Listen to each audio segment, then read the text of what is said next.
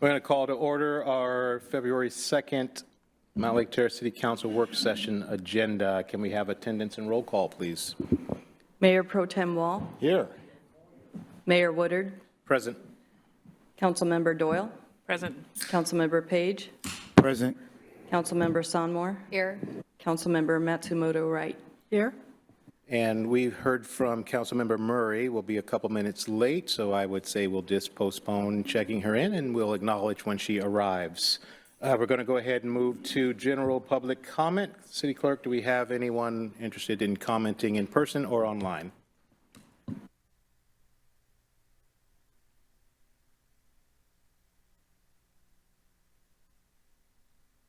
We have 2 people signed up in person, but I'm first going to read the protocol.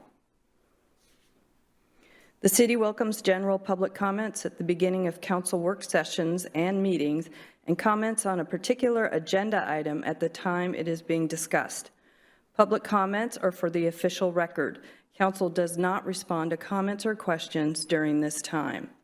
Address the council as a whole, and comments shall pertain to topics, not individual council members, staff, or audience members. The clerk will terminate comments beyond the allotted 5 minutes if there is a violation of the comment behavior guidelines. Written comments received will be added to the official record but will not be read aloud. Our first commenter is John Martin. You will have 5 minutes at the podium. Thank you very much. And I thought you would all have copies of this, but we'll get them later. My name is John Martin. I'm from Mountlake Terrace. This is a Mountlake Terrace proposed resolution of the City of Mountlake Terrace. Whereas parks funded by the Youth Activity Account in Mountlake Terrace include upgrades to Evergreen Playfield Number 5 light replacement, Evergreen Tennis Courts restoration, and the Evergreen Playfield infield turf and lights, which means you got money from YAF to fix those, which is where I met you. Whereas Mountlake Terrace pays local REIT taxes to fund the new baseball stadium in downtown Everett, Washington, as you pointed out, instead of using the funds for local Mountlake Terrace general capital projects, such as schools, parks, and other capital needs, and whereas the multiplier effect is insignificant for the Mountlake Terrace economy in terms of jobs and revenue, and note there are negative multiplier effects too, which aren't usually brought out, but you can look into that yourself if you'd like. We, the City of Mountlake Terrace, encourage the Everett City Council to find new means to fund the new professional stadium in downtown Everett, other than funds from the Youth Activity Account and Mountlake Terrace local REIT taxes. And that's something I think you should all consider. And I think it really isn't a profound thing to say, you know, I don't think they should give money to a new baseball stadium from Mountlake Terrace from our real estate taxes, because that's what they're doing, $5 million. And you know, it's really hard to figure out exactly how that money works, because I got different information from 2 different council members and from a journalist, and everybody says it's like this, you know, nobody's doing it. But the truth of the matter, my source of information is the Washington State Department of Revenue, Real Estate Excise Tax Chief Examiner, and she explained it to me, and I encourage you to call her yourself and figure out what's going on, because the fact of the matter is, the county's not going to tell you unless they figure it out themselves, and they don't have it figured out quite yet, as far as I can determine. And it's a very, very complex thing. REIT taxes are one thing. They kind of function like sales taxes in that a portion goes to the state and a portion goes here. REIT 1 and REIT 2 are totally different. And you as a city can endorse 25% of this and 25% of that, and you have elected to add 0.5%, is that what it is? Yeah, and that money goes to the county. It doesn't go to the state. It goes right to the county. And then the county determines what to do with it. And the people that determine it is the county council, okay, to the best of my knowledge. Okay, and they have, the city of Everett has claimed that they're going to get $5 million. But if you read the, there's a website on here called what's it called? Stadium Investigation. Okay, and I think I'll hand you out those two. But the county has given, the city has said it's getting $5 million, but the county council people have said, no, they don't have $5 million. They just have put that down as a state contribution. It's not a state contribution. It's a contribution by you people and me and her and her. That's who it's from. So all I'm asking you to do is somebody's got to say, wait a minute. Quit taking money from kids and giving it to major league billionaires, which is what exactly is going on. They essentially, the other portion of this is called the Youth Activity Fund, and there's a letter that you'll receive by the Seahawks' Paul Allen. And the letter is dated 2023. And basically, he set up the account to build youthful fields. And in plain English, the legislature robbed that account in 2023. And they said, no, we can use that for Major League Baseball. And in 2024, so they were going to give it to the school system in Everett, the public school system in Everett Memorial Stadium. They were very, very into that. You know, they were going to rejuvenate the field. But then, oh, lo and behold, in 2024, they changed the law again. And it's a question of who tried to take the money from the public schools, which is a separate question. But they put new stadium instead of refurbished stadium. And suddenly it was sponsored by, well, lo and behold, the chief of the Means and Ways Committee of the Senate, Robinson, who just happens to be the legislature from District 38, where the stadium's getting built. Oh, anyway, we make no accusations. Those are just circumstantial evidence. The real reality here is you have a chance to say something. You can say, we don't approve of this. You're not. I personally think that you should say something more strong that says, we're not paying your taxes. But I don't think that would be something all of you could agree on. But I think all of you could agree on, Thank you. Your time has ended. Encourage the city to find new means to pay for the stadium other than youth activity account and local REIT taxes. Thank you. Next is John Blake-Schmidt. You have 5 minutes. If I hadn't gone to Cal Poly like you, I wouldn't been able to get up.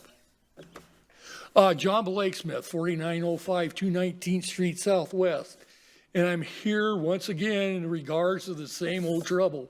I was told, Brian told me that there would be police patrolling my street once in a while, about 3 months ago probably, and it still hasn't happened.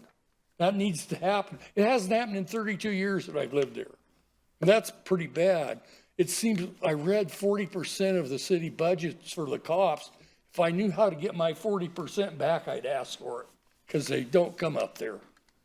And also, I mentioned one time, if you drove up 55th north off of 220th, you could see that doesn't look very nice. And right at the end right now, on the left-hand side, when you hit 216th, there's a motorhome that's medium-sized that's got a tarp over it. It's probably been there 3 months. And that's right at the end of the street. So you just take an immediate right. There's 3 more rigs parked right there, probably the same amount of time. Why haven't they been ticketed? I heard, can I point you out again? When Doug was here and we were in the other building, you and him were walking down the hallway after a meeting, and you said, or he said probably, I should say it was him, said that he thought the cops thought that was below their dignity to give parking tickets. Well, if that's the problem, they need to go somewhere else, because that should be part of their job.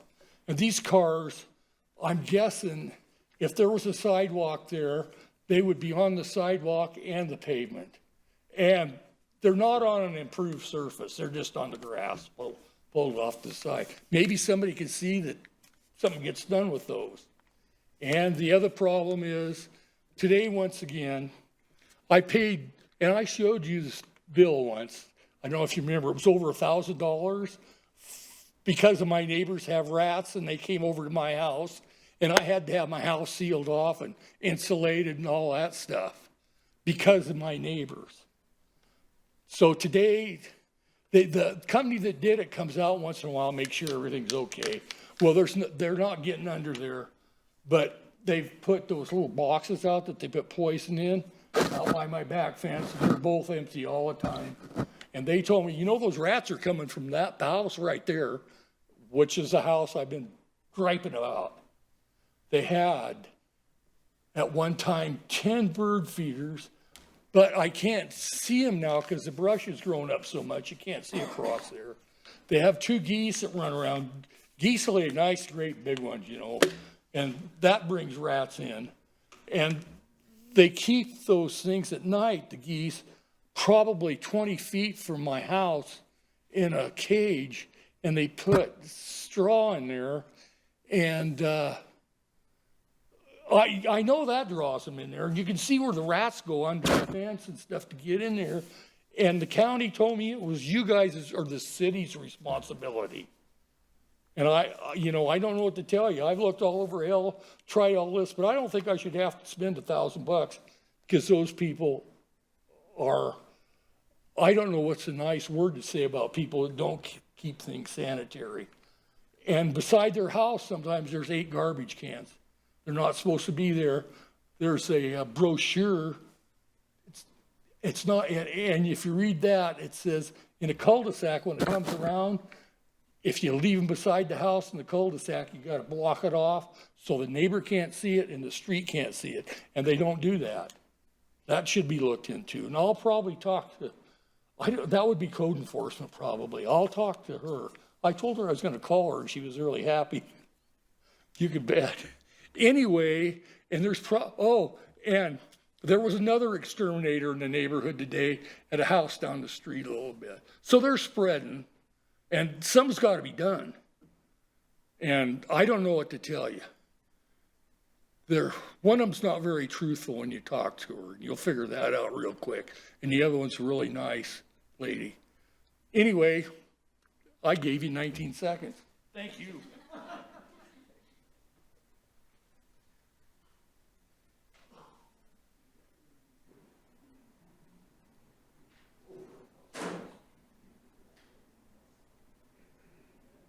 That concludes public comment. Thank you, City Clerk.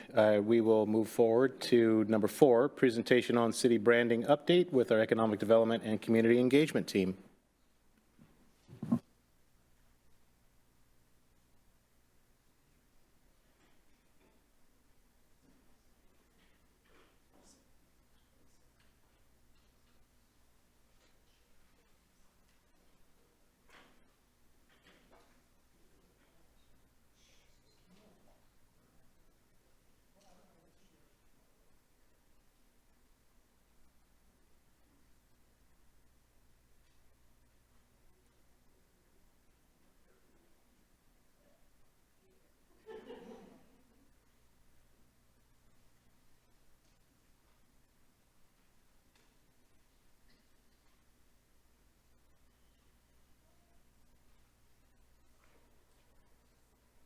With your arrow or whatever you feel comfortable with. Oh, yeah. Are you ready? Yeah. Hello, everyone. Good evening. I'm Sienna Spencer-Markles, the Communications and Community Engagement Manager for the city. Ryan Doss, our Economic Development Manager. And I'd like to introduce our branding consulting agency altogether, whom you have met before. Rachel and Robin are here to present some updates and some progress on our branding project. And I'll turn it over to Rachel.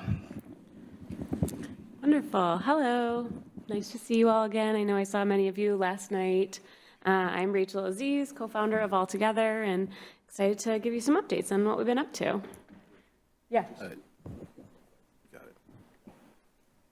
Just so the record reflects, Councilmember Murray joined the meeting at 7:15. Thanks. So we've got lots of slides. We wanted to give you all context in your packet. I'm not going to, read through every slide in detail, but wanted to give you context if you had any questions. And feel free, if you have questions throughout, let us know and we can address them. This way. There we go. So a bit of a reminder about what this project is. Our goal through this project is to discover and celebrate Mountlake Terrace's unique history, engage diverse voices through listening sessions, surveys, and workshops, develop a brand platform, including Mountlake Terrace's story, messaging, and visual identity system, create ideas and strategies for wayfinding and placemaking, including elements such as street furniture, public art, and environmental graphics, and then build a marketing strategy with recommendations for business attraction, visitor promotion, and community pride. So here's timeline. We started back in October. We're about halfway through, kind of at the beginning of phase 2, and we are hoping to wrap up end of May. I won't read through all of these, but wanted to keep them in here just so you all, as a reminder of what you're getting deliverables out of this process. So quick overview of, what we learned in phase 1, our discovery. We had 16 stakeholder conversations since October, including meetings with most of you all, with all of our lots of commissions, focus groups with business owners, so many wonderful conversations. We had about over 300 survey responses from the community and reviewed at least 10 background documents, including your strategic plans, comprehensive plans, and the wonderful 4 Square Miles history book. A couple of things that stood out to us from our discovery process that makes Mountlake Terrace unique. We found that this is really a place that is a bed of opportunity, that it was, founded to give people a fair shot at home ownership, and it remains a place that people come to really build something. And that it's small but mighty. In 4 Square Miles, there are volunteers built the pavilion themselves, engaged citizens, speak up for the common good, and everyday people can create extraordinary impact. It's a place where you find a change of pace with acres of parks and trails and trees taller than housing. Mountlake Terrace offers something that everyone needs, a place where quality of life is the whole point. This is a place where businesses are really rooted in the community, where customers become neighbors and success is measured in relationships as much as revenue. And that there's really this balancing act that between maintaining who Mountlake Terrace is and embracing evolution is something that we are looking to accomplish throughout our work. Some key survey findings, again, won't go into this too much, but people, very top strengths, light rail access, the parks are something I'm sure you all know. People love the parks and the natural amenities, proximity to Seattle. People love that this is a place that is welcoming and inclusive, family-oriented, safe, connected. And the concerns are loss of affordability, overdevelopment, loss of community character. That's where really, threading that line between embracing change and honoring the past. People really love the locally owned restaurants and they want to see more of those, and that there's an appetite for more cultural opportunities, which we'll speak to later. A quick overview of your visual identity today. So this is the City of Mountlake Terrace's current brand. We are not tasked with redesigning the logo, but more so creating the system for how that plays out. When we talk to staff about, what is the brand today, we heard a lot of there's a logo, but there's not truly a brand, or that's something that we're continuing to work to build of, what are we other than blue and green and this logo. So I would say Sienna is doing a wonderful job of creating, communication materials, but having guidance and clarity that extends across departments and a system that really communicates who you are and that is true to all of the discovery that we did is the goal of our process. We found that on the recreation and park side, things are, a little bit more all over the board. I would love recreation and parks. It should be the, fun younger sibling of the city. It is where people are going to movies and events. But I think that there's an opportunity to connect it more strongly to the city so that the positive benefits that you all are doing this for residents, that you get some of that benefit because it's more directly tied visually to what the city is doing. We're looking at where your brand shows up in the public realm today. So in your streetscape, in your beautiful city hall, in signage around parks, and in other streetscape elements. We're looking at the art that is both commissioned by the city and that is happening naturally around the city. This is not to say that any future public art is going to be totally branded, but really just understanding like what is there today and how do we want it to grow and evolve to be more in line with our identity. And then architecturally, so much of what's here today is really tied to when development occurred in the community. A lot of 1960s style homes, and then a kind of another wave that is a bit more Pacific Northwest vernacular, a bit more modern. So those are things that we're seeing in terms of the visual aesthetic, the visual identity of the community. As we get into positioning and audiences, this is a very high level slide. There's a much longer version of this in a past document that we did that really looked at who are your neighbors so that we can understand where Mountlake Terrace fits among them. So we, in addition to researching these places, have spent this trip really driving around, exploring them, walking around, and understanding how Mountlake Terrace is different than these places. What makes it unique and what can we learn from them? We know that Mountlake Terrace is, poised for growth, that the populations will, nearly double by 2024 based on the growth targets that exist from the state. That it is it's a diverse community, and that diversity is steadily increasing. So there's this organic community evolution of diversity. That it has, the community programming, but lacks established cultural infrastructure that places like Edmonds and Kirkland have, or really a niche identity like Bothell and Woodinville. So there's an untapped cultural potential. The median household income and home price is one of the most attainable options among neighboring communities. And with the newfound, transit access that you all have from the light rail station, it really positions it as, combining transit connectivity with housing affordability in a way that is really unique to your neighbors. And so that kind of, in a sentence, Mountlake Terrace is a small, diverse community in the greater Seattle region with new transit access that is positioned for a thoughtful growth that enhances character and connectedness, is in one word or one sentence. In terms of who we want to focus on speaking to and why, we, instead of trying to talk to everyone, we really want to focus on 3 audiences that can create momentum within each other. So there are residents, as a city, you are tasked with communicating with residents. It's part of your civic duty, but they can also become champions of Mountlake Terrace's evolution. And then there are visitors who, discover hidden gems worth returning to, and growth-oriented businesses and development partners who invest in community character.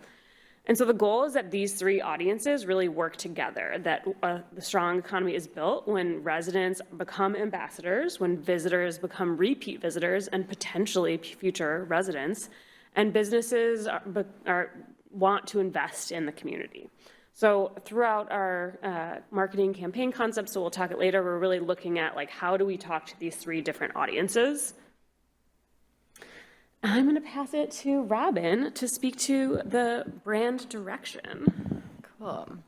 Thank you, Rachel. Yeah, I'm Robin. I'm the designer at Altogether. I'm sorry that I did not introduce you before. No, it's okay. Okay, so we're going to start with sort of, let's see if I can, is it going down? I think the mouse is better than the... Okay. Sorry, let me accept this stuff.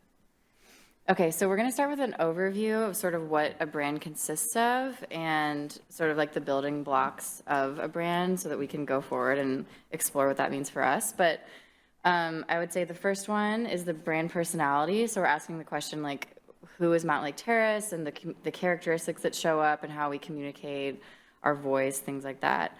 And then the visual aesthetic, what does Mountlake Terrace look like when it's represented visually? How do the values of Mountlake Terrace show visually in the expansion of this brand? So that's the overall look and feel, graphics, colors, fonts. And then the marketing and campaign concepts is what are we saying? What are the messages and creative concepts that we want to show the public, again, that reflect our values? Okay. So brand direction. Oh, I think you're going the wrong direction. I found it easier The to wrong use brand this. direction. The wrong brand direction. Hold on, let's go Hold like on, this. we're having a little bit of, And then, thank yeah, you, you that actually scroll helps with so the much. finder. Oh, the mouse, okay. Okay, so for the brand personality, so this sort of, like we just were kind of going through, this is the characteristics that shape how we show up, communicate, and connect with our audiences. Again, it's going, yeah. Okay. So this is sort of what we started to come up with in terms of what the brand personality looks like for Mountlake Terrace. Mountlake Terrace is 4 square miles of everyday people building extraordinary things, a place where you're connected to everywhere, rooted right here. This has always been a place to build something, now it's your turn. So our character consists of small but mighty, nice but not fancy, unpretentious, intimate, neighborly, and authentic.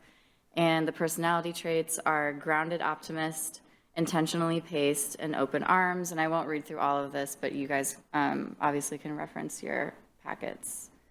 So for the brand voice, we have the tone of being warm, genuine, and confident, the energy of steady and assured, language of accessible and plain spoken. And then on the right-hand side, these are some examples of how that language could actually look. So we'll get into mood boards. Just a couple notes before we go into the mood boards. So each one represents a different direction that we could take the visuals.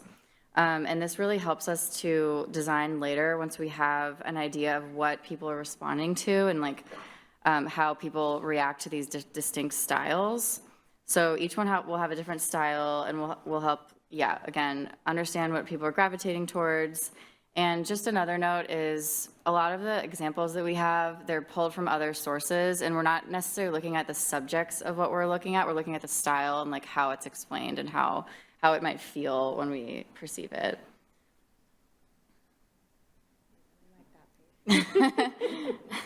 Sorry, it went back like 3 pages. Okay, so concept A is going to be modern, bold, and clear. And this one builds a lot actually off of the current logo's shapes. So we have, in the current logo, we have sort of 3 of these geometric shapes. And we are looking at how to pull from that to create a system of bold geometric shapes and something that's engaging and colorful and bright and sort of like a little bit more modern. And this is how that could look in an illustration style as well. And then we have color palette, photography, very clear and bold, still human-centered, but a little bit more like crisp. And then public art examples, still harnessing that geometric, bold excitement. Concept B was more human and emotional, connected. We have sort of this idea of taking the simplicity of the logo, the current logo, but applying that in a more expressive, artistic way. Still, you know, harnessing those human elements, photography of people. Illustrations are a little more down to earth, but playful. We have sort of a grounded color palette that's also a little bit bright and playful. And then public art that leans into like human interaction and engagement. So that could be a really fun way to expand the brand. And then this third concept is based on nostalgia, outdoorsy, and dreamy. So this one is definitely the one that leans the most into the outdoorsy element of, or just like the beautiful nature of MLT. That's something we heard a lot last night at the workshop, is people really, they feel strongly about how beautiful the nature is in MLT. So this one, it also evokes sort of a dreamy nostalgia and, you know, sort of a grounded, calming, illustrated approach, but also with the colors and photography and public art being a little bit more like interactive and blending nature with, you know, the built environment. And I'll say that, oh, I'll get the microphone over here. At our public meeting last night, we got so much great feedback. We're still working through all of the wonderful notes, but I think that people really resonated with some combination of B and C is what we're hearing, that, you know, people liked this idea of it being really human-centered and focusing on people and the expressive nature of some of these, but also bringing in a lot of the outdoors, that's what people love about Mountlake Terrace is the parks and the trees and the lake, and we want to make sure that that's front and center. So, and I think the brand personality overall really resonated with people from the feedback we received to date.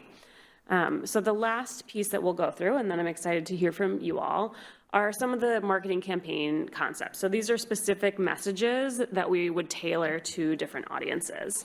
And I know many of you have met with my colleague Christian. This is her beautiful writing. She could not be here tonight, but I want to give her credit for where credit is due. So the first marketing campaign concept is called Time Out on the Terrace. You step off the light rail and immediately you feel it. Your shoulders drop, your breathing slows, your pace change. This is the ritual of coming to Mountlake Terrace.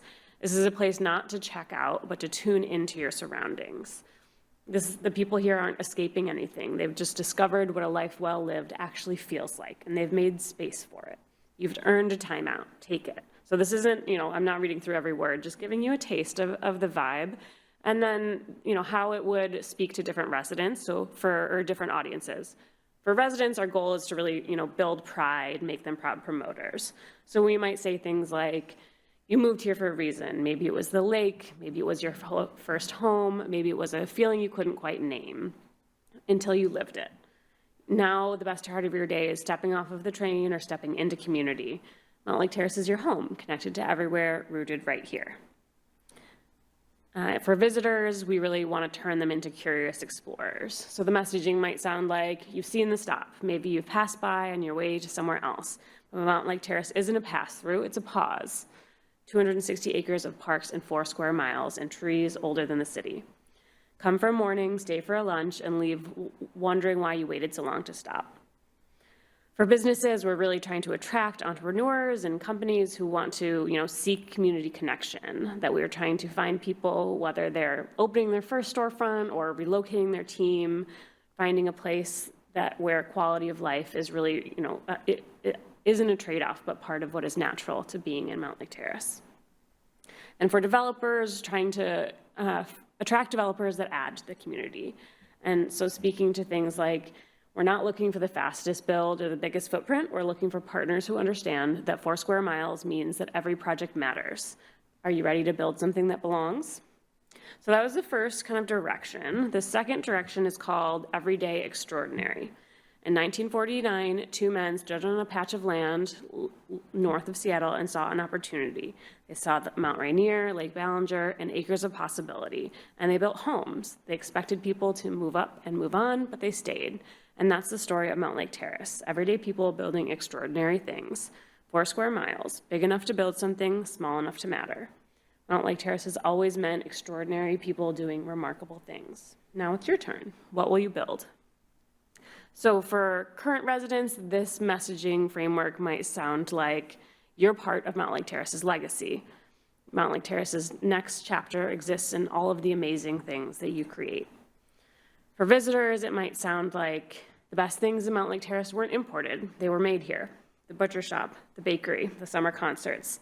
This is a place where everyday people build extraordinary things. Come discover what everyday extraordinary looks like. For developers, it might sound more like Mountlake Terrace is ready for its next chapter. Housing that fits how people actually want to live, commercial spaces designed for businesses rooted in community. We're not just building units, we're building the next layer of a place people have called home for 75 years. Let's build something extraordinary together. And for businesses, you have a vision, a family recipe, a craft you've perfected, a gap in the market only you can fill, and you need a place that's ready for it. With light rail connecting you to the region and a town center taking shape, there's room here for everyone. I would say last night there was, I don't know, I haven't decided if there was a clear direction from people between the two. I think there were a lot of messages people liked about each of them, and some of the specific messages in terms of what worked best for visitors and what worked best for residents might be a little bit of a Frankenstein, which is fairly normal. So I need to dig in a bit more to determine like where exactly this is going, but it seems like there are good things here that people liked and some things that people might want to tweak. So looking forward in terms of what comes next, from the feedback that we received and the conversation tonight, We are going to develop 2 options for a cohesive brand system. So this on the right are examples of, what that has looked like in a different place. This will include, light refinements to logos, the MLT logo, the Recreation and Parks logo, not redesigning those, as well as neighborhood sub-area marks, and then refined taglines and expanded marketing campaigns. And we'll review those with the project team, gather feedback, and determine a preferred direction. And from that, we would start to create conceptual designs for a family of signage types, think a bit about wayfinding strategy, and create a visual framework for placemaking elements. So that kind of brings us into end of March, where we would have another presentation to you all that would, present the refined brand system, the wayfinding and placemaking strategy, and kind of an early outline of the marketing strategy, which is one of the last pieces, and collect and incorporate feedback. So that's what we got. I'm excited to hear from all of you on what resonated, where we think we should go. Yeah. Questions, comments, feedback? Councilmember Matsumoto Wright. Well, thank you. I think that maybe a combination of the 3, because the second and the third is great, and people love that, but I think it's going to get overlooked when you're putting it out into the world. Mm-hmm. So the pop of the first, the color and the pop, the Peter Max type things, can be the frame with the more personal and nature inside of that frame. Because that'll catch the eye and make people stop. I like that. I think we heard someone had a similar idea last night of just using, this idea of photography within these shapes being a frame that you can put in so much human, people and places. So I think that's something that we heard from others last night as well. And some of the wording is great. Others might need to be tweaked, but I know this is just the first part of it.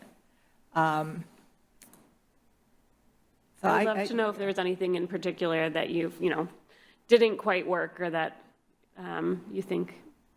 Well, I like that it's divided between the people who already live here, the people who are going to be living here, and people who work here, the businesses and so forth. And then you have the developer part of it too, but the 3 main audience people. That's it. Councilmember Doyle. I think this is really exciting work. I'm really excited. I've been here since 2012. I moved here because it was an affordable place to live. I had 2 young kids at the time. And Mountlake Terrace hasn't had a strong identity. I was talking to my 17-year-old today, and they're always ready with a very strong opinion about everything. And she said, well, what are you doing at your meeting tonight? And I told her, and I said, like a brand. Edmonds has their cute downtown, and Linwood has like more of a commercial center. And she said, Mountlake Terrace doesn't have one. I'm like, okay, thank you. I got the 17-year-old. And she just says it like it is. I was like, maybe you should come to the meeting.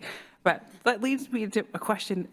Did you talk to kids, or were all of these respondents adults? Because you will get very frank evaluations of everything. If you talk to children and teenagers, they'll tell you at a totally different vantage point what they think of parks and the sign and the art outside, and they don't mince words. I'm just curious. Yeah, I would say we haven't really talked to like the under 18 crew. Yeah. I know in our survey responses, we got a pretty good, usually surveys lean heavily towards the like 30 to 50 crowd. I was glad we got a decent amount of the 25 to 35 kind of group, as well as older folks. So like we did not hear a lot from kids, but other than that, it was pretty, across the board. So if that's an opportunity that we can look at. Like, I mean, I suggest it, but it's because I'm a parent, because I would love to know what kids think of art. Like, do they want interactive art? Do they want brightly colored? Do they want nature-oriented? Like, not that it's a park, but children are consumers of art as well. So I'd be really curious to hear what children think of it. And then I was thinking about not wayfinding, but public art and like clues as to where you are in an environment. And I was thinking, when I go to Seattle, like, what do I think of? I think of course, the Space Needle. I thought of the pig at Pike Place Market. You see that, and you know it's Pike Place. And other examples of art, like on Broadway, there are the footsteps on the sidewalk. It's the dance steps. You know, let's say like tango. And I would love like that kind of art as well. I love like the flowers, but like it's interactive, but it's not a toy. But you know, people are tangoing on Broadway because they're footsteps. That's what you do. And then I was also excited to see like the neighborhood brand strategy. Like I feel like we don't have that as a city, and in Seattle they do. You know, like oh, I'm in Wallingford, I'm in Fremont, and Fremont has the big sign that says center of the universe. Then it says it has like different cities, like 1,000 miles that way is this city, and it's fun because it tells you where you are, and that of course they think they're the center of the universe. And that kind of playful public art is fun, and when you think of a city, that's what you think of. And now we think of the flowers outside, but it'd be nice to have more in like my mental catalog of what comes to mind when I think about like Terrace. And right now I think of the flowers. So I'm excited about this work, clearly. Good. I'm excited too. Yes, I was walking around the light rail station because I know that's one of the places. I know there's more art coming, but it's also a place where we've heard like you arrive, but then you don't really realize where you've arrived. There isn't a sense that you're in Mountlake Terrace. And so, yes, I think there's lots of opportunity to incorporate public art and more placemaking and things that are maybe more interactive. Councilmember Page. Thank you, Mayor. A couple of things jumped out at me. You know, great presentation, and I had a lot of fun last night. And I'm just picking up, feeding on the vibe of the folks that were in there. But a few things that jumped out at me that put some questions in my head, and really was pretty much all about the process. And you know, the first thing that jumped out at me when you talked about, you know, you had a target audience. So when I heard you say target audience, you know, I immediately went to the next page and wrote down, well, what was the survey demographics? And then the community identity, you know, 5.3 on a scale of 10. And the first thought that came to my mind was, how did you feel about that number? And what did that number mean to you? And how do you feel that number needs to be improved? How would you improve it? And what do we need to do to improve it? But I guess the big part for me, though, is, and Commissioner Durrell jumped all over it with the demographics. You know, I'm really curious as to what the demographics were of the 313 and other people that you spoke to.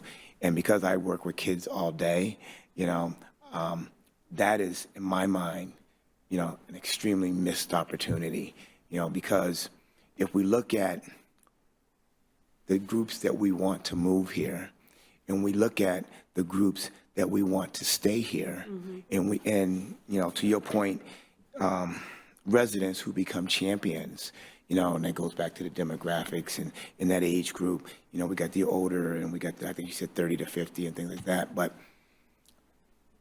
a lot of those folks that you probably are thinking about have kids, or those that we want to come here are going to bring kids, and they're going to like it here because the kids like it here. So I think that the opportunity to find ways with our high school students to make them feel that they're a part of the decision-making process. And I'm going to even dare to go a little bit further and find fun ways to incorporate our middle school and elementary school kids to allow them to speak out or speak to what makes their city fun, or what will make their city fun. I think it's an opportunity to get more, do more, and have fun with it, and really get a good grasp of how folks feel in the city. You know, and I'm off the top of my head, I wrote down the word pavilion, you know, where there's so many kids in the pavilion. You know, what information would you get from all of those kids coming in and out of the pavilion if they know they could sit down and do some art while they're in the pavilion, or speak to some things about the city, you know, that would give you information that you're seeking on how to build this brand. So I think that's a missed opportunity. You got to really dig into the kids. You know, we adults only know so much, but we miss most of it, you know.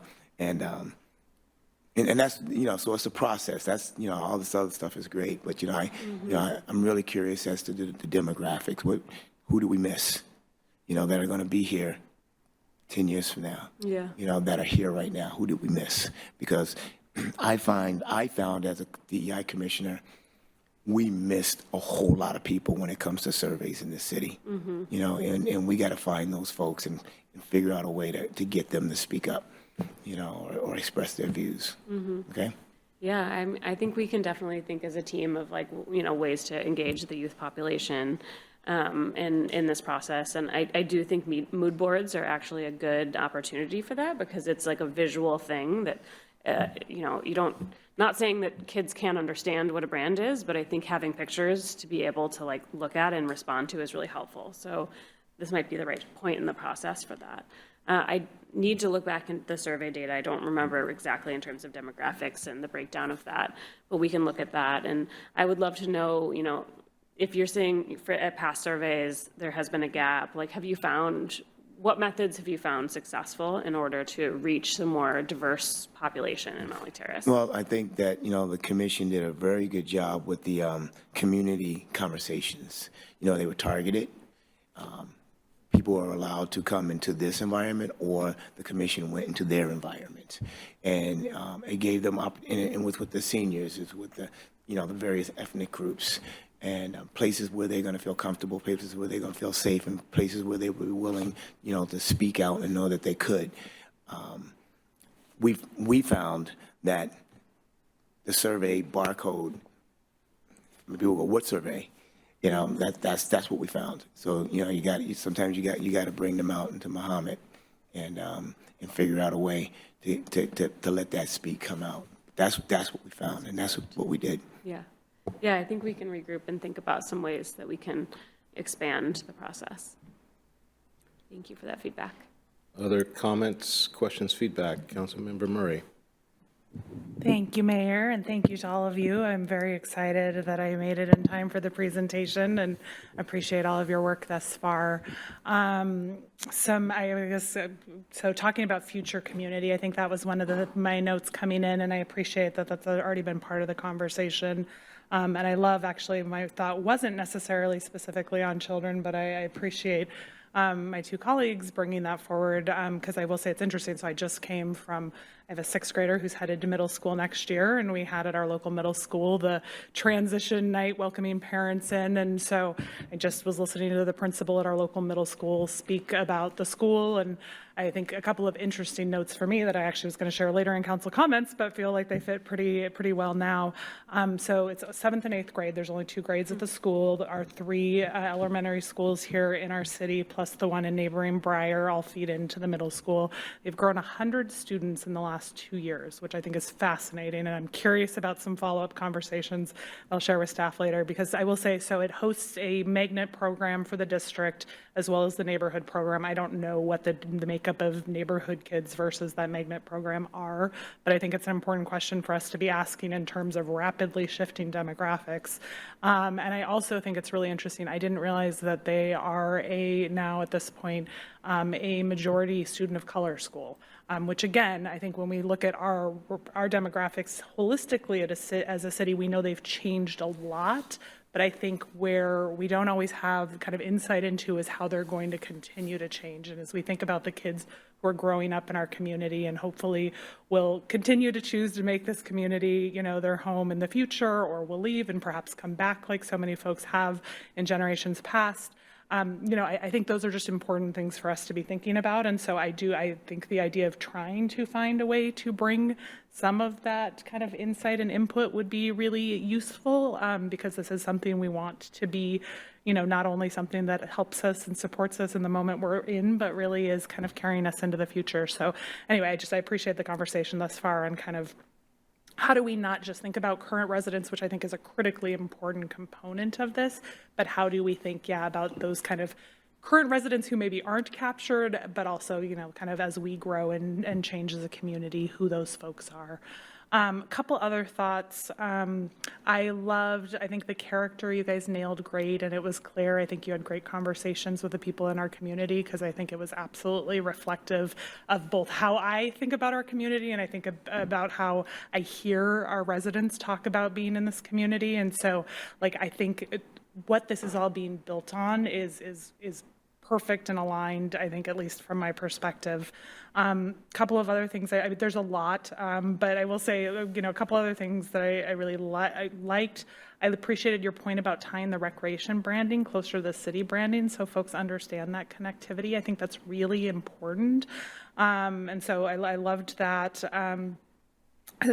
There was a lot of specifics around kind of like how we talk about the community, and I think kind of just shifted, not necessarily changing what we mean, but just kind of shifting how we say it, that I thought I loved almost all of those. I thought they were fabulous.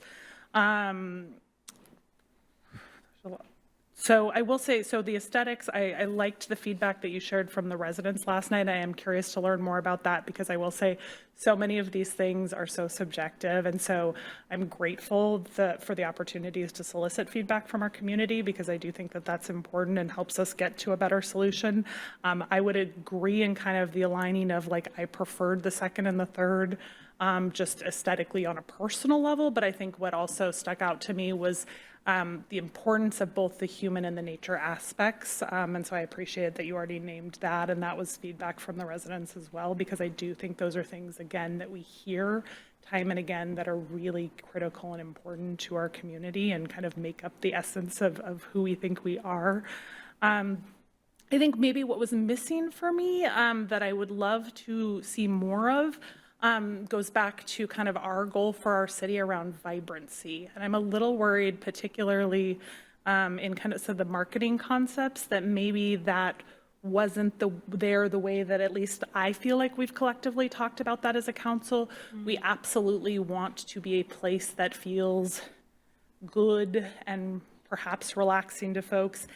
And I think there's also at least a portion of our community, and I'll count myself in it, that would love, I think there's Sleepy talked about in the slide somewhere, like, that would like us not to be quite so sleepy, right? That would like to be able to wrap up a meeting at a reasonable time and still, you know, be able to grab a bite to eat or something like that, because not everything is closed at 8 o'clock. And so, you know, I guess I want to make sure, and I think that goes back to a little bit of where I started in terms of, like, not just kind of current state, but also what we're aspiring to. And I would hate for us to get through this process and not have a marketing campaign and a vision that helps us to, you know, really, I mean, go back to kind of our council goals and our vision in terms of a city, which I think vibrancy is something we talk about a ton. And so I guess I would just love to see opportunities for that to be more integrated into particularly the marketing campaign. I think I'll leave it there. I think that for me is like my biggest piece of feedback, though, if we can find a way to really, and I think vibrancy means different things to different people.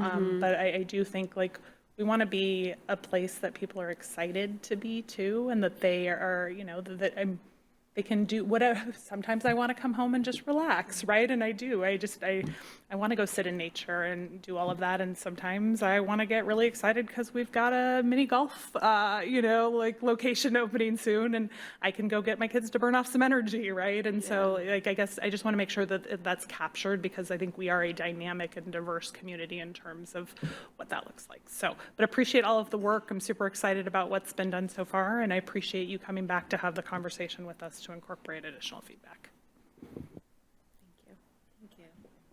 Perfect. I see Councilmember Sonmore. Before I go to you real quick, if I can go back to slide 31. I just want to, I don't want to tell you where to put your idea, but I agree with you. Nice but not fancy pierces my heart. Vibrant but not fancy excites me. Okay. Councilmember Sonmore. Thank you. To the deliverables, because maybe I'm missing a few things here. So if we could just walk through the deliverables.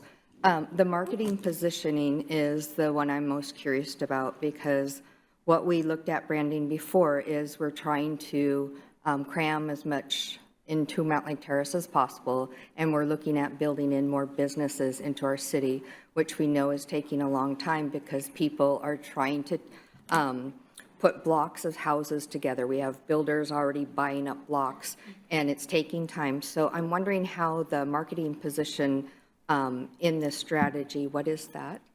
So that was more of what we were talking about in terms of your position in relationship to your neighbors. So, the market in terms of how much housing or how many businesses can the community absorb is more part of the economic development strategy that Ryan and his team have been working on. This is more like, where does it, within the market of other communities, how does Mountlake Terrace position itself among them? So we were talking about how it's, different than Edmonds or than Shoreline or than Linwood or than Woodinville. That's the type of market positioning that we're looking at. I remember studying, and I've said this before, Leavenworth and how they came to be and how they strategized. Mountlake Terrace, are you suggesting that everybody that comes into the city is using the same color platform in their businesses?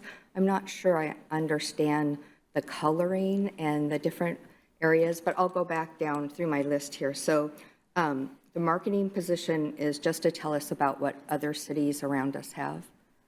Yeah, and how Mountlake Terrace should position itself and talk about itself so that it is different from its neighbors. And it would be basically the city staff telling people that are coming in. So are you suggesting every time somebody buys a house, we send them the story? Or how are we going to put the story out there so people want to remember it? Or so once you tell a story, people forget, so you have to remind them over and over again. So what's your strategy on having that story? Because we've had stories out there before and they change over time, but I'm just wondering, the story, we're going to go into the schools and we're going to get all new homeowners, we're going to get all businesses, and they're going to put a plaque up of our story. I'm not trying to be sarcastic, I'm trying to understand. Branding is more, it's not as direct and literal as that. We're talking about sharing our story through all of our different communications channels. So if you think about all the ways that we touch our community, that we inform them, it's through our social media channels, our website, all of our printed materials, our programming and our project planning, our collateral, our assets. So the point of the brand campaign is to integrate all of that into one message and to disseminate that message to the community in a variety of different subtle ways. And so usually messages are short, so are we talking like a paragraph or two?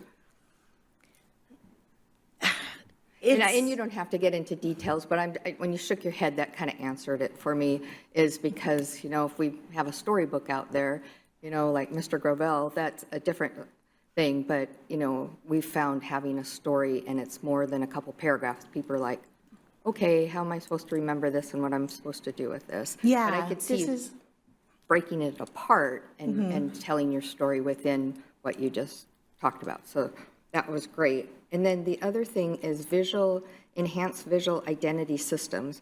And the reason I talked about the colors and things is light rail, we already have our art down there. We're known, hopefully, for our bronze because Georgia Gerber has our bears. We have our bronze out here. We have Mother Justice at, I think, by Cobb, who developed that by our fire station. And that was one of the things that we were trying to focus on because bronze, of course, is something that's stable and a metal. And we wanted to put it into all our sidewalks and having bear prints. But it hasn't come to fruition because our downtown hasn't built up. So I'm trying to understand in your process here, if you can tell us when our next opportunity for 1% of the arts would be, and also what has happened in the past is when we have art and you're putting this foundation together, it's brought in by a board and the board decides what art is coming in. But I'm hearing you're telling you rather have something out there that's telling us what art to have, because on all the committees I've served on, it's the majority, and this last one, it was kind of a fight between the arts and the city, and it turned out wonderful how it came together. But you can put a plan out there, but I saw the pictures of the artwork. Are you saying that you're going to have a strategy for the art coming in for 1% art? No, I'd be happy to answer that. So the Arts Commission will continue to operate as they do today. This project isn't dictating anything that they're doing or decisions that they will make. It's just more further explaining or enhancing on the city's brand.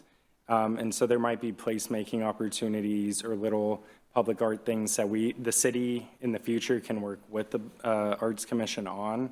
But this isn't in any way us dictating what they should be agreeing on, what styles. This is more to better inform them of different opportunities. So that goes to my next step. We have all our cement plaques at all the corners coming into Mountlake Terrace, and it says enhanced visual identity. Are you talking about changing all that out? So the kind of the implementation of the wayfinding and signage, which our consultant will look at in this next phase, that will in the future kind of inform us of how we want to change those cement and monument signs.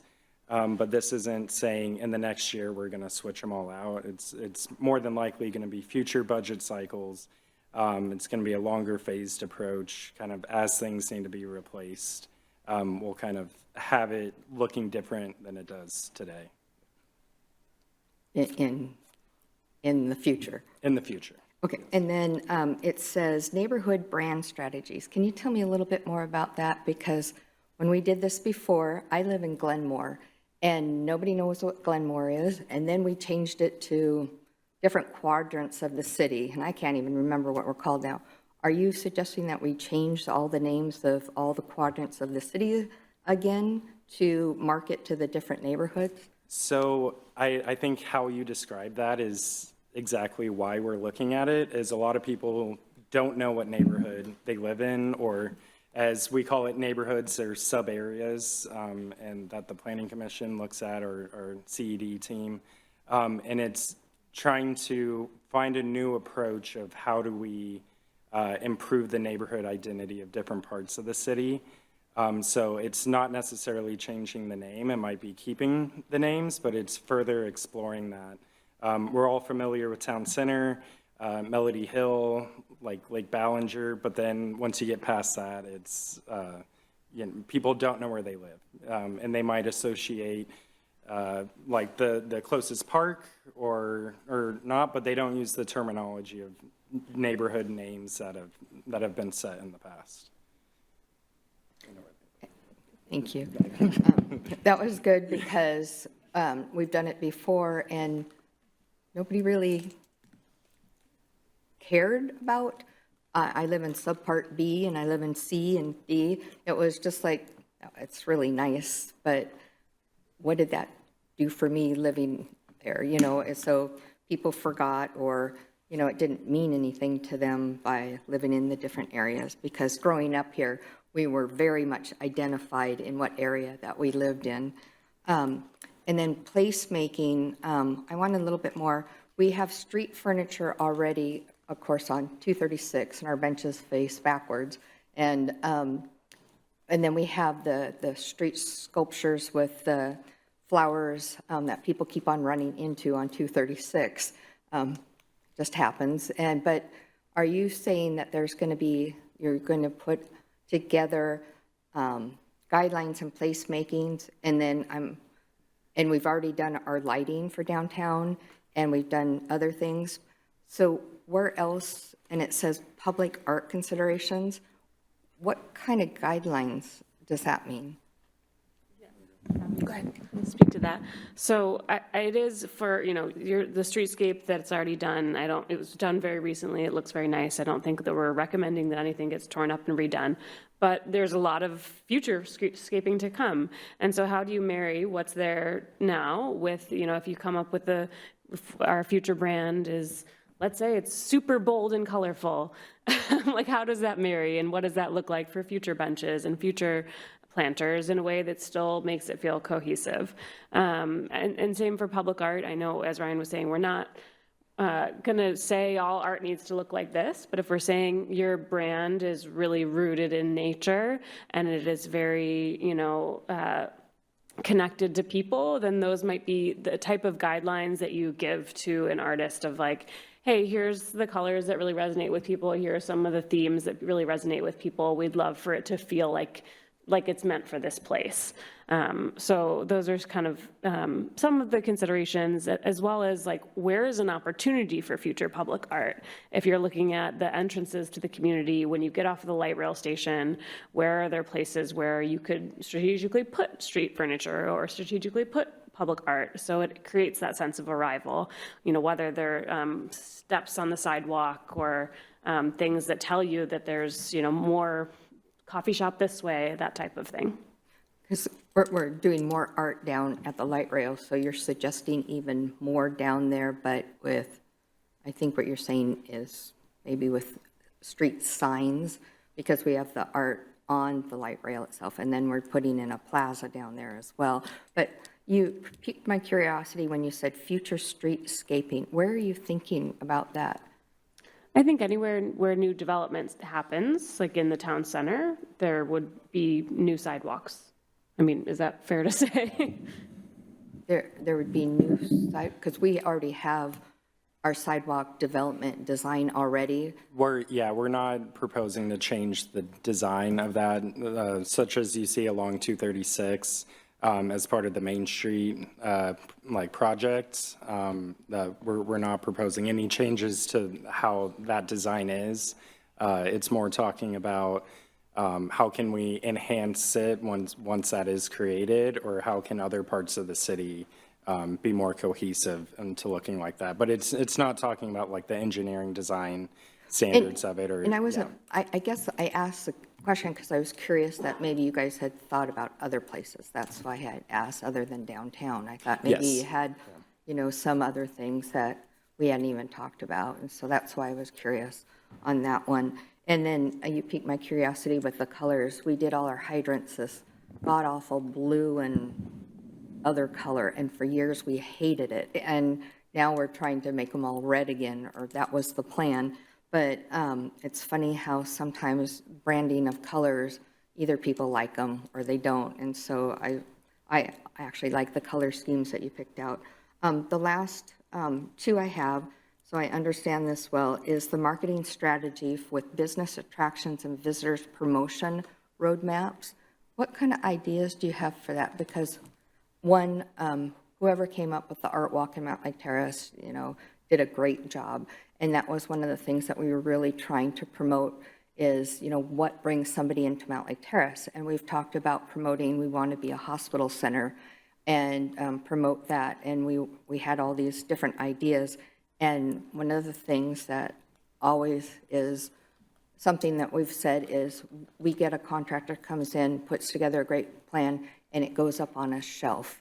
And so I'd really like you guys to think about how not to get that to go on a shelf and how to embed that into different programs, because, I don't know, one of the things, you keep on paying for it and then you redo it, and it never quite comes to fruition. And so I'd like to see, some of your plans come to fruition, and I know they're going to take time, but one of the things is, what kind of promotional roadmaps are you thinking about for visitors? Are you thinking that would be signage, or, because we always either do arts or we do parks, and so I was just wondering what other things would be the deliverable. Yeah, and maybe you can expand on it, Rachel, but so just to clarify, you asking what type of different things to highlight, or Well, just it kind said a deliverable is the marketing strategy, and I'm not trying to use the words, I'm trying to understand. Marketing strategy with business attraction and visitors promotional roadmap. You want to go ahead? Yes. Yeah, that's fine. So, when we're talking about a roadmap, it's sort of like, what are the strategies and then which to prioritize. So that's sort of the roadmap. And, we would definitely, in terms of business attraction, work with the chamber and understand like what works today, what are the limitations, what type of messaging works to attract businesses based on what we've looked at, and like what are the channels, like how are businesses finding out about Mountlake Terrace? Is it through social media? Is it through visiting? And in terms of, similar with the visitor promotion, I think would be exploring the different channels. Like, is it signage on the train? Is it printed maps of Mountlake Terrace? Is it boosted social ads? So those are when we're talking about marketing strategy, it's looking more at like the channels of, are we doing printed materials? Are we doing digital ads? Are we, doing a big mural along the highway that says visit Mountlake Terrace? Like those are, the strategy of where things play out. So when all said and done with this, you're going to have that, in a binder that says, you should do this, you should do this, is that what I'm hearing? Okay. Yeah. So with that, then I'm looking at you too, because it all comes with a budget. And so is that follow on after this is put into play? Where are we going to get funds to? And I know some of the things are down the road with signage and things, but are you going to recommend what is first? Yeah, so this will be part of the, as we develop the 2027 and 2028 budget, this will be some of the decision packages the council will see, and then they'll be able to prioritize how the city allocates the resources. We can provide all that information as part of the, the staff reports when you're choosing how you would like to place money in different pots to accomplish what objectives. I guess one of the things I'd follow up too with building out Mountlake Terrace, I think that should be one of the things that come in when somebody builds a business. If we're looking at furniture or lighting in the front, that is something we take into consider of design standards and putting that into the framework of how it's going to be paid, because the city can't really absorb a lot of the street furniture and different things, and that's kind of built into our downtown plans. So that would help absorb some of the budget. But thank you. Other comments and feedback? Councilmember Doyle, then Mayor Pro Tem. Thank you, Mayor. I was thinking about the age of the city. So the city is, I think it's 62 years old right now. And I don't know where this fits into branding because it's not what I do. But I don't want to lose the truth that this was the land of Coast Salish people. I don't want, and I understand that was, those were different nations, and not Mountlake Terrace as a legal entity. But I don't, it doesn't feel right to me to say like this city started in 1964. That is true, and it's not true. And I don't know how that would work with messaging, but like this was like Coast Salish land for thousands of years, and it's only been a city for less than 100 years. So I don't want the feel to be that this, our society, our community began then, because it didn't. So where that would be, I'm not really sure. But I was just thinking about that. So.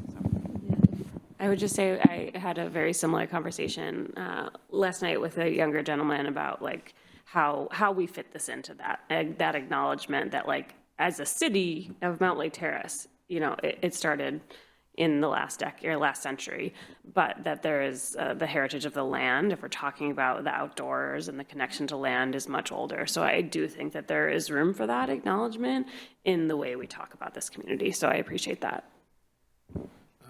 If you don't mind, Mayor Pro Tem, if your point attaches, Councilmember Murray, or is it separate? Okay, then I'm going to go to Mayor Pro Tem. I'll let you hand. Councilmember Murray. Thank you. I was happy to wait till after, but then I was like, well, maybe it's everybody and then you too. Well, it's true. I'll try to make mine quick. I was going to say, kind of follow on to some of the other conversation. I just, in terms of Mountlake Terrace's regional positioning, I will say, I guess, a little bit of feedback on that. It seemed like the other cities had very concise, you know, kind of this is who they are.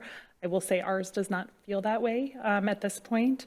It feels like a lot of words. And I think in terms of like actually like actionable use of like who we are, I think that is a hard, you know, we talked about this in recent, I think maybe last year at our council retreat, like how do we pare down some of these things into a way where like we can really speak to them, right? Like if I'm going to talk about Mountlake Terrace's regional positioning and it's an entire paragraph, that's going to be hard for me as somebody who spends a lot of time thinking about the city to get down at least exactly as it says there. And I think for most of our folks, I would worry that that would be kind of a word salad that would get lost. So I think if there is a way to make it more consistent with, I think, what we're looking at in terms of those other cities where it is a strong sentence that talks about like 3 or 4 things that they're known for, I think that would be, it would get more use.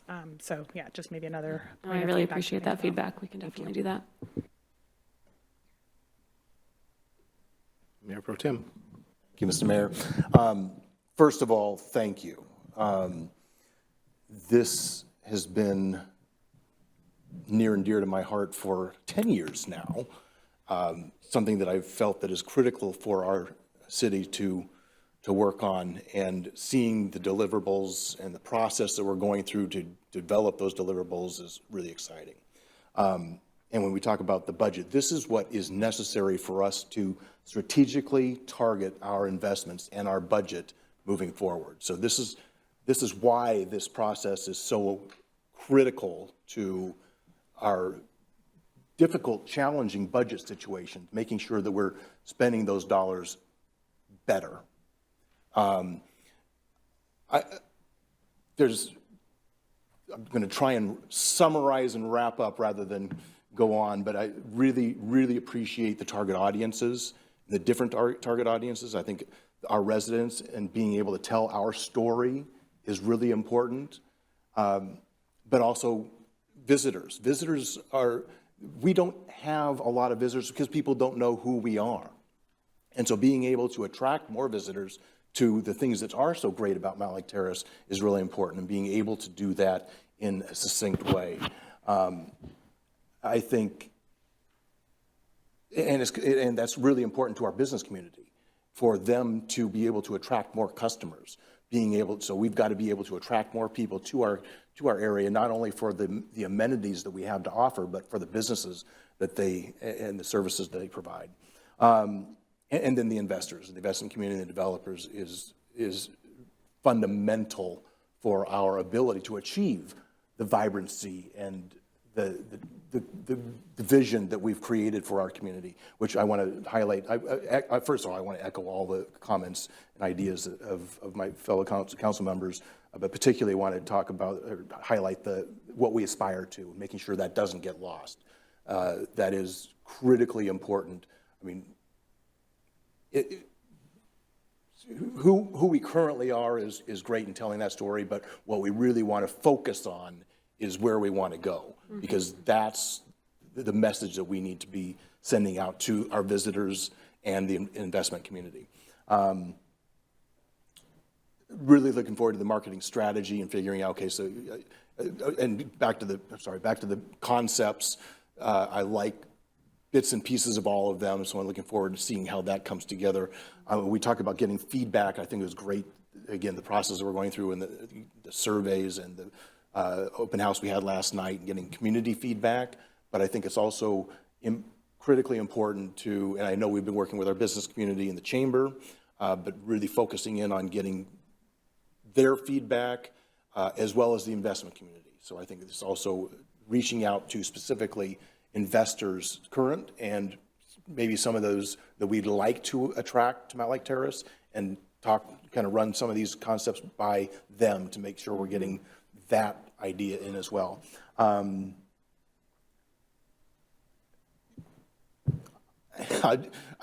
I'll work, I'm on the project team, so I guess I'll be working more closely with you on a lot of the other fine tuning of everything else, but I'm just really thrilled about where we're at, where we're going, and that we're finally doing this. This is an important piece of building out our community and getting our economic development strategy to bringing it to fruition. So thank you for all the work you're doing. Appreciate it. Any other comments, feedback, or questions? Seeing none, it leaves me to grandstand. I already said what I had to say about the nice but not fancy. I would just add, it felt like a friend zone comment. My city is hot, so you're going to be nice. But no, on the other side of that, keeping on that same slide, I really did want to just commend you. Everything my council mates have said, I absolutely agree with. Would extend in some other, maybe shaded a little differently, but I love how it's been spoken. And I just want to just keep it simple, although I think someone said it, which personally speaking, looking at the personality traits, I'm going to genuinely say I feel seen. Like those are how I would describe myself without having used that language before. But in the sense of like, okay, how did you get that? And I realized, oh, we did talk to you. And I forgot about that part. So I was like, well, I think you've done a great job of hearing the seven of us and really bringing the seven of us, because this is how I feel about this council as well. Every argument we've had falls into one of these categories, but we were all facing the light when we were having that conversation. And so in that regard, I did want to acknowledge that. I really think you did a good job. If you didn't capture the city's personality, you at least captured the council's, and quite frankly, I'm owning up personally, some of us very directly. Right down to even intentionally paced. I like that you called it a pause, but I want to call us a destination city. And then I saw on here, it says, allows us to grow into a true destination. I'm comfortable with that because I think we are growing into that. I want us to already be there, but I have already heard our residents question whether or not that's true, and that's always curious. But nonetheless, I can allow us to grow into something. So I was glad to see that was in there as well. And everybody else has already said enough. So I would just say, great job, and you're doing a great job. So that stated, unless you have some other comments to us, we're going to go ahead and move forward to our next conversation. Thank you all. It was so nice to meet with you all again. Appreciate you. Thank you. Thank you. Appreciate you all. All right, we are going to keep this going and move to the review of the Engineering Development Manual and Ordinance adopting associated code amendments, and that is with our Engineering and Community and Economic Development team again, although different members this time. The floor is yours. And you're freaking us out with that big stack of papers right there, but that's okay. Big stack of papers just for notes, just you never can rely on technology, so print it out just in case. Do you want me to pull up the presentation? Sure. Oh my goodness.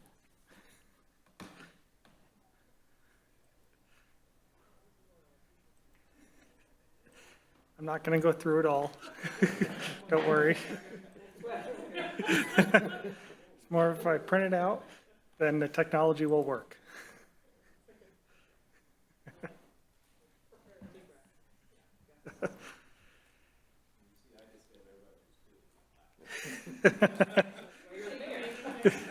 Yeah. Really, you painted it up, printed it out last year. It just looks from the. Yeah. No, go ahead. Okay. So my name is Lucas Crott, a civil engineer 2 with the city. I got Rich Meredith, city engineer as well, to go over the 2026 Engineering Development Manual and relevant code updates. And for the record, before you get going, this is your first time addressing us, correct? Yes. Welcome. Thank you. That's best I can give you is a welcome. Thank you. Good luck. Good luck. Teasing at this hour. Purposes to review the proposed Mountlake Terrace Municipal Code updates, as well as review some of the proposed EDM updates, the Engineering Development Manual. Some of the agenda here is present a brief history on the development standards, as well as overview some of the substantial code updates and substantial EDM updates, and then if there's any discussion. This to fulfill one of the council goals of growing a vibrant community, as well as to responsible governance to ensure the desired level of service. brief on the timeline. We presented to Planning Commission in a work session in December 22nd, and eventually got to our Planning Commission where they recommended approval on Monday, 2/9. We have the work session today, 2/12, and for the open record hearing for the City Council action on March 5th. Some of the history of the development standards, there's a bunch of it is in the code, some of which were adopted in 2005, 2015, and then when we adopted the 2024 Engineering Development Manual, a lot of it was repealed as it was now in the EDM. However, some of it was left in. One of the updates here is to reference all the reference documents in 1995. Currently, they're spread out along the building code and in 1995, as well as address conflicting sections that are directly conflicting either the EDM or with each other, as well as repeal those old development standards that would currently be overriding what we're trying to do in the EDM. I'm going to go over some of the key updates in the municipal code, one of which is to define all accessory dwelling units to be 1/2 of an equivalent residential unit for stormwater billing and capital facility charges. Another is currently in 1350, we don't have any minimums. So if you were to take a shovel full of dirt and move it on site, that would require a permit. So we're looking to change that to, you can move 2,000 square feet of dirt disturbance and 50 cubic yards of material moved without a permit. As well as there's a couple development standards that would be repealed out of here. In 1706, there's a plan review standards, and we already cover these in more detail in the engineering development manual, and the plan will be repeal these out of here to allow the engineering development manual to function for that process. As well as this is one of the first sections I found, performance and maintenance bonds, and this would be repealed out of 1706 and redirected to 1535. Chapter 1710 had a multitude of development regulations that we're looking to remove, so that way the engineering development manual can function as that. In 1805, there's a couple permit types that we've been using that are not in 1805, which appears to be our master permit type list, and this would be adding permit types to match our current processes. As well as this was another area of the performance and maintenance bonds that would be allowing 1535 to take effect. One of the changes in 1995 is to change the language from the 2024 EDM to the 2026 EDM. Now for the key engineering development manual changes, would be adding language clarifying the overhead utility undergrounding requirements to clarify the 50 feet away from each parcel and underground to that nearest pole. As well as Chapter 7.11 is to allow pavement cuts to recently constructed streets, as long as a grind and overlay is performed for 50 feet in both directions. Right now, it doesn't allow, we have a 5-year pavement moratorium, and it just would not allow anything for 5 years. So that's fixing this. One of the more substantial changes is in Chapter 11 for the driveway and driveway approach standards for residential uses. Currently, where our minimum driveways are 20 to 24 feet wide, and this would be changing our minimum driveway width to be either 12 to 20 feet wide based on the amount of parking spaces and the driveway length. And then as well, the maximum driveway approach within the right-of-way would be set at the minimum here. This was chosen at the 6 parking spaces was chosen based on the garbage collection to match the recent mixed middle housing, and that's where collective garbage is enforced at 6 units or more. Currently, our stormwater thresholds, they go based on each individual project, and changing this would be to look on a 3-year look back, similar to how our building code operates, where if you do an addition, another addition, another addition, you look back at within the last 3 years for what requirements and thresholds you trigger for those. Also in Chapter 24, we changed the name of our sanitary sewer manholes to a more gender-neutral sanitary sewer maintenance hole. Another large change would be changing our local access street sections from a 36 feet curb to curb to a 32-foot curb to curb, as well as changing the right-of-way would be from 60 feet down to 56 feet.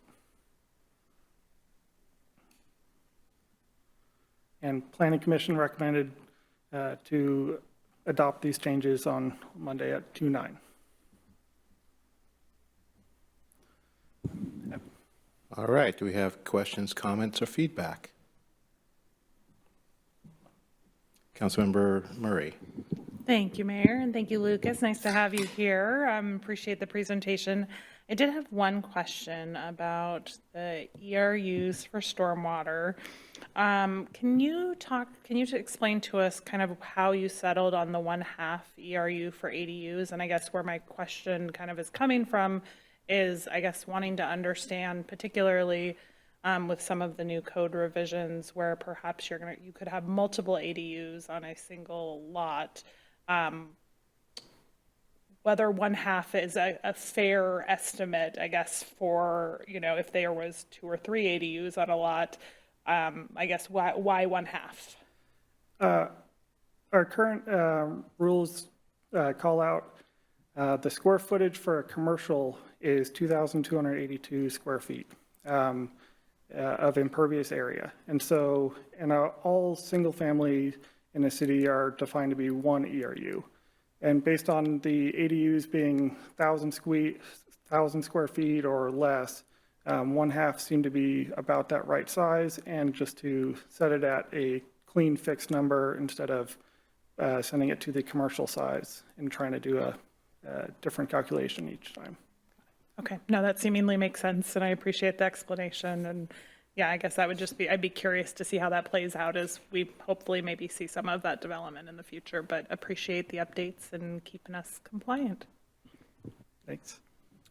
Any other comments, questions, or feedback? Councilmember Sonmore. Is, when you say Hillary's on your staff page, does she buy it off after it's gone to this meeting? Is that?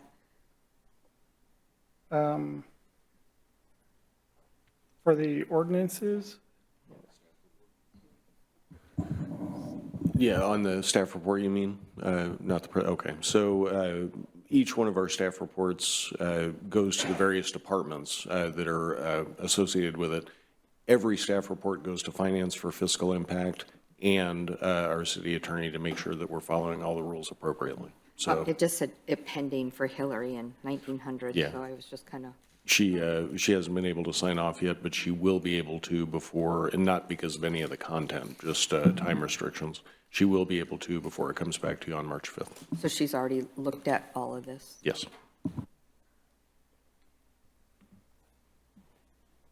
Any other comments, questions? Councilmember Matsumoto Wright? And these are just all updates, and I can see some needed updates in there. But the funniest one is the manhole. We really needed to update that. I had to laugh. But yeah, this is all needed things, and things are changing, so we have to update our everything. So thank you. Mayor Pro Tem? Thank you, Mr. Mayor. Yeah, I just want to acknowledge the tremendous amount of work that went into doing all of this, and really appreciate you putting this together and putting all the pieces together. I guess I want to acknowledge that this is one of the final pieces of a tremendously heavy lift that you and our CED has gone through to be able to update our codes and the development process. And on that note, I want to acknowledge I think this is going to be one of our last times we're going to see Christy here. And so I want to make sure that we take a moment to let you know, Christy, how much we appreciate everything that you've done for us in this city. Some of us that have been on the council for several years we've gone through a tremendous development director with Shane Hope, and then we had a little backslide and created some new problems for us that you came in and cleaned up. And I want to just again recognize and let you know how much we appreciate the tremendous amount of work that you did in cleaning up a lot of messes, and this is again one of the final pieces in getting there. So all the work that you guys have put in to help with that process, but then also our updating our comprehensive plan and all the other pieces and elements that and moving parts in helping us create the vision and help us implement the vision that we've dreamed up for our council. So thank you, Christy, for everything you've done. Thank you guys for helping us get these final pieces in place as she's waving goodbye. So thank you. Well said. Other comments, question, or feedback? Okay, not seeing any. I will take mine, which is only because you pointed out Chapter 11 was significant, and I have never thought about the length of a driveway. I was hoping you could explain that graph to me just really quickly with not going too deep into it, where it's the 5 or less and the 5 or less. One could be less than 100, or if it was more than 100, that was how you get the difference between 12 and 16. What is that really saying? So if you have, I guess, if you have 5, how's best, if you have 5 parking spaces, 5 townhouses in a row, okay, and that happens to be close to the road, so it's less than 100 feet, then you're at the right-of-way line, your driveway minimum will be 12 feet. It can widen to be as wide as it wants on private property, and we'll let market conditions dictate how wide they want to make that. There are rules in there where they do have to demonstrate that a vehicle can actually go, and however small they dictate. And I believe that's in 19-120 for the turning radius. However, if that driveway length would get more than 100 feet, then there's more potential for two-way traffic and passing. And so that's where you make that driveway width increase from 12 to 16 feet to allow that passing opportunity. That was an outstanding explanation. Thank you. Last one you're off the hook for, which is I need our current CED to tell us, is this your last time in this room with us? Okay. I thought that was more than accurate, but I couldn't remember the dates. That said, I'm going to, again, ask one last time, any other questions or comments or feedback?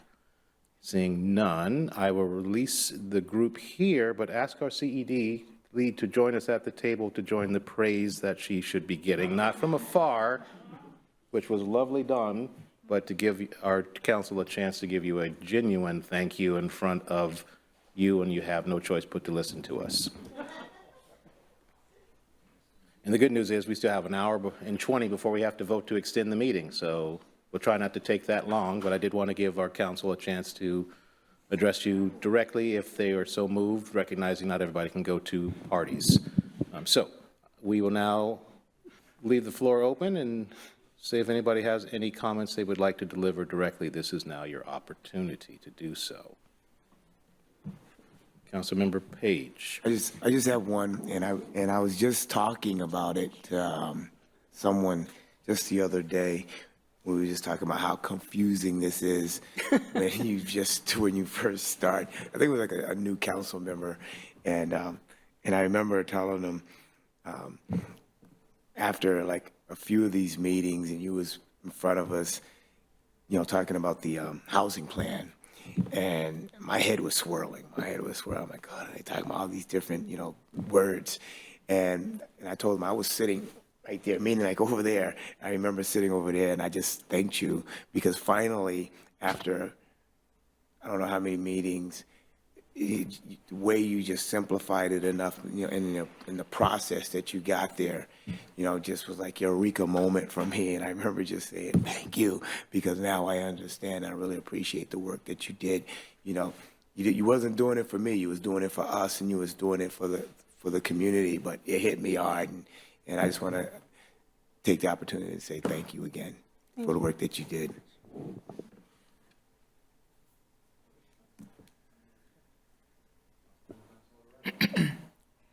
So I don't think that the community and many of the council members know exactly how bad in shape we were after we had the wonderful Shane Hope, and then we had the not so wonderful other people, and what they did.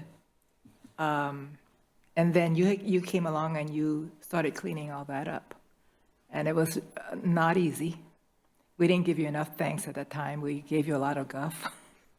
We made you do things that made things harder for you.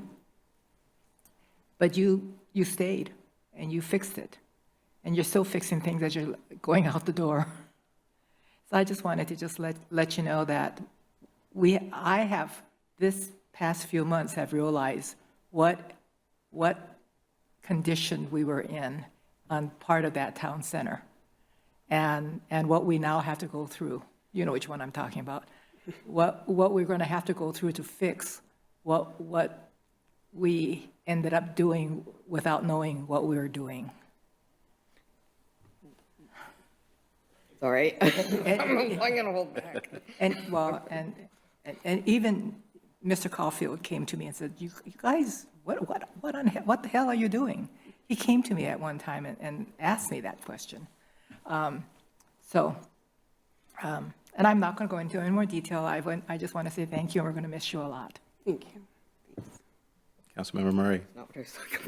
Thank you, Mayor. Christy, thank you. I was going to say, I don't know any different, so I will say, you not being here will be a big change. You've been here at least the 6 years that I've been here on council, and grateful for your leadership. I think one of the things I'm particularly proud of in terms of the work we do here in Mountlake Terrace is how consistent our community and economic development work is with our goals and our vision and our values. And I don't think that's true everywhere, right? And so I'm really grateful that you're able to take the vision and, you know, the goals that we have as a council, and you've been able to lead that aspect of our work towards those goals and that vision. And just really very, very proud and appreciative of where we have, you know, come, at least in the time that I've had the opportunity to have a front row seat to it, and appreciate all of the work, particularly around, I mean, last year was a huge lift in terms of, I know, the number of deliverables that were on you and your team's plate. So thank you for your work. Thank you for helping them in their work and supporting them in that. And you leave a great legacy, and I'm excited to hear what's next in your life. But we will definitely miss your leadership. Councilmember Sonmore. Christy, well, first I'm going to miss all your cool hairstyles. But, and your son has a lot of talent, so I believe. Yeah, he does hair, yeah. So my past profession, but one of the things I like, you know, we hear a lot of what's going on in the city behind the scenes, and one of the things I always appreciated was how much your employees really appreciated you. And I got a lot of feedback on that, and that says a lot about you and your professionalism. So I hope you can leave a career, because it's different when you go to retire and, you know, what's next, but you should feel really proud of all those years of service that you've done for cities and what you've done, because you'll look back and you'll be very proud, and we're very proud of what you've done for the city. So I hope you take that with you into retirement and go live the life that you want to live. So it's a big change, but I hope you do well, and I wish you the very best of what you decide to do in the future. So thank you. All right, any other comments, feedback, or I guess no questions?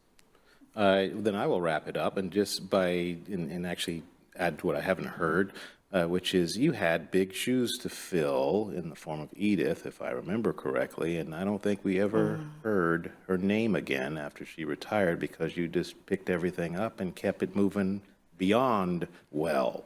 So when I hear about all the cleaning up and all the probably very late night combing through every literal line for commas missing and stuff like that, I think to myself, wow, and while all that was happening, you built your own legacy. You built a team that can stand strong when you step out the door, which is probably the only way people can really retire, is know that they left a solid team behind them because you care too much about this place. And it was always evident to me that I don't actually even know what role you had before Edith. That's how well I think you transitioned into the role. To me, you've just been that person. And she was speaking into the microphone. That was as a new person, not knowing how to discern who does what.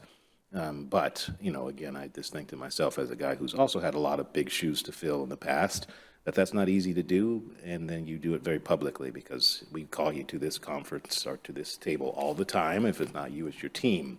So there's not much time to rest, and I've never once seen anybody crack or feel like they weren't prepared or not educate us, quite frankly, which is probably a lot harder to do than it sounds on a consistent basis. So you would definitely be missed, but I'm very proud of the team you're leaving behind and look forward to seeing what they're going to do with you looking over their shoulder every so often to just remind them where they came from. So thank you for all of that. Thanks very much. For sure. That stated, you're off the hook now. That was probably very painful. I would just like to tell everyone that my team's great. And so I think you're in good hands, and whatever happens with the new director position, I'm sure it'll be a very good person that gets hired, and just appreciate just over 8 years for me here at the city, but I don't want to tell you how long I've been a planner, which is a long time, but I've enjoyed the opportunities here and the projects that we've got to participate on and just moving the city forward and trying to do good work and work that people are proud of. So thanks very much. Mission accomplished. Go into that good light very peacefully. Don't go into the light, though. Hang out and enjoy the sun. But congratulations. All right, folks, we are now moving forward with, got a little lost here, but the review of the council subcommittee appointment for Recreation and Parks Advisory Commission vacancy. Thank you, Mayor, Mayor Pro Tem, members of council. The Recreation and Parks Advisory Commission, as you know, had a vacancy that occurred last December, and we went through a recruitment process, including social media and press releases. We also contacted people who had applied for a board and commission appointment after the deadline last year to see if they were still interested. We had one confirmed candidate, and the interview was held at City Hall last Monday, February 9th. By the City Council Subcommittee, including council members Doyle, Murray, and Page. The City Council Subcommittee recommends appointing Lori Berger to the RPAC to fill the vacancy with a term that ends June 30th, 2026. And happy to answer any questions you might have. Questions, comments, feedback? Councilmember Murray. Thank you, Mayor, and thank you, City Manager, for setting us up so well. I guess I thought I'd just take a moment, since I think the plan is to have this on the consent calendar at the next meeting, assuming there's no objection, and just give you guys high level. While Lori was the only applicant for this round, the three of us on the subcommittee interviewed Lori and were appreciative and impressed by her interest in getting involved with the city. She's been looking for ways to plug in, has been really involved in her kids' schools. She has a highly analytical career, which we thought would be a great fit as, they are doing the work of the Recreation and Parks Advisory Committee, and she's very used to working in teams. And so anyway, she brought a lot of good attributes that we think will make her a great commissioner. And this is an appointment that goes through the end of June, so through the end of the kind of current term for boards and commissioners. So just wanted to thank Lori for volunteering and share a little bit about why we recommended her appointment. Much appreciated. Councilmember Sonmore. On the online application, you've got left one on here, and I believe the board can select their own members, and it doesn't go out into the community for that. And it's only for police officers and not firefighters. This is just listing all of the volunteer opportunities that are available, not the ones that council selects, I believe. Oh, it just says online application for boards and commissions. So I'm just hoping that nobody is applying for left one. Other comments, question, or feedback? All right, then we will presume that this will move to the consent calendar, which is always eligible to take things off if somebody changes their mind for whatever reason.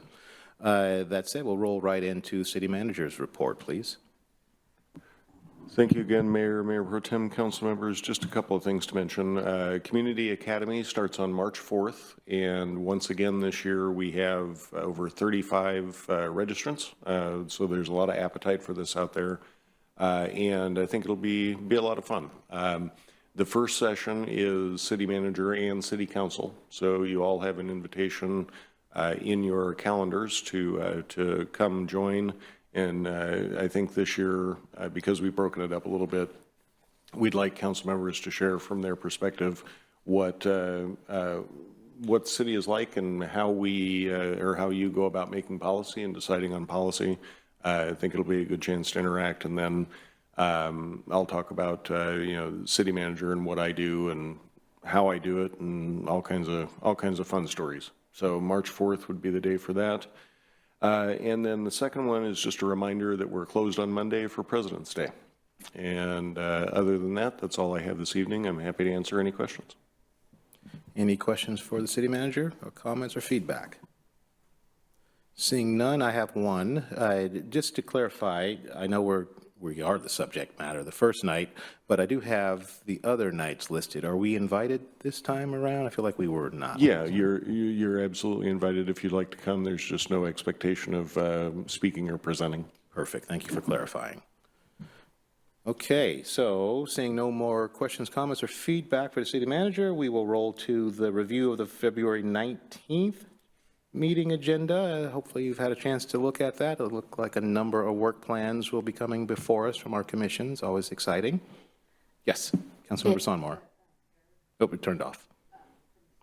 Are you guys, did that come off of tonight's calendar, or is it still going to be on the agenda for next time for the sweet sweeper? It'll be on the agenda March 5th. Okay, so it's going to be removed from the 19th. Correct. Perfect. So what we're hearing is 4C, so everybody's following that, will be removed. Purchase of street sweeper did not happen tonight, so it will definitely not be a consent item next week. It's just, this is how it's presented. So thank you for catching that. Oh, C, D, and E, good point. Thank you. I was only looking at the first one. So 4C, D, and E will be removed as we move forward, because we did not have that conversation tonight, and it'll show up down the road. Thank you for catching that, Councilmember Sonmore, bringing that to our attention. All right, then let us move to council comments. Do we have any council comments? Seeing none, I will raise the one that I have, which I had a chance to say already in our meeting this morning, but now say into a microphone. Wanted to congratulate City Manager on, and it actually happened yesterday, if I remember correctly, serving on a national podcast. To me, I think that's huge, and we were talking about branding and telling our own story. Well, national podcasts are an opportunity to do that, whether there's one listener or a million. That's somebody who wanted to hear what is Mountlake Terrace doing. You had mentioned it in the city report, but people don't see that unless they read it all the way through. And full confession, I just got a chance to read it, so that's why I'm now telling you. I already told you that this morning as well. So that said, told on myself, trying to tell something positive. My bad, but it's transparency here, people. It's a lot of stuff to read. So again, just congratulations. I don't know if you want to speak about a little bit, like when it announced or what you talked about, but you have the floor. Thank you, Mayor. I think the podcast was really getting to the Community Academy, number one, but all the public engagement initiatives that we've been working on, including the task force, the Terrace talks, the Community Ambassadors Program. The meat of it was about the Community Academy and really about civic engagement and how we go about it here and how successful that I think we've been, which I think is shown through the number of new faces that we see coming to show up at our events and provide input to us because they see this organization, the City Council, as open to feedback and not just checking a box on a form, which I think is incredibly important and a great reputation for us to have. So I was happy to do that, but what I was really doing was representing the work of all the people that work here in this building, including some you've heard from tonight and others that you've met along the way, highlighting the great work that they're doing about being open and engaging with people in our community because we want to hear from them. So thank you. Again, thank you. Much appreciated. Anyone else with council comments? Then with that, we are officially adjourned.